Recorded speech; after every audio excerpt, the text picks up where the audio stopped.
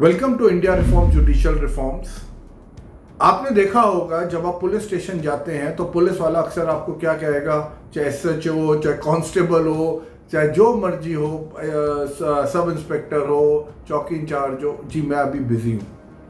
और ये यहाँ तक बिजी नहीं रहते, ये हर एक आदमी जो आता है ये उसको यही बोलने में लगे रहते हैं कि मैं बिजी हूँ।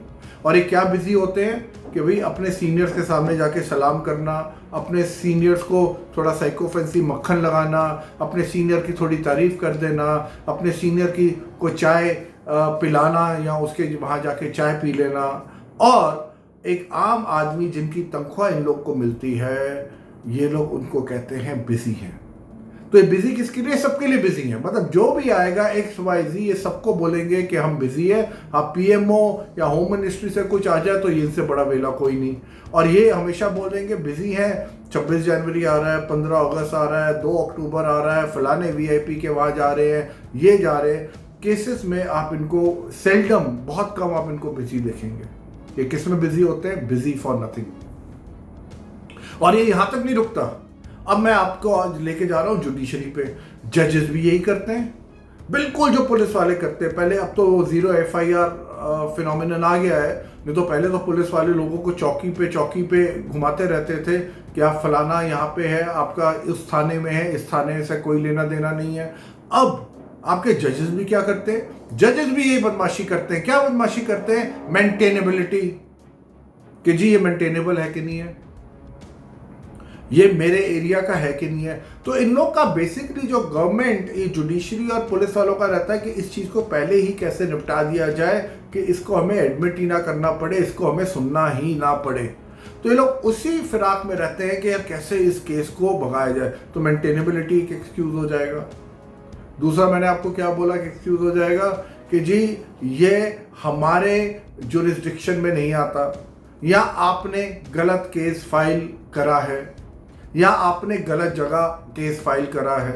इनफैक्ट हाल फिलहाल में ये चीज़ मेरे साथ भी हुई कि 4 साल एक मैटर चलने के बाद साकेत दिल्ली हाई कोर्ट में, जहाँ पे कोई 3 जजेस, अब चौथा जज सुन रहा है, तो चौथा जज कहता है 4 साल बाद, जहाँ एविडेंस भी हो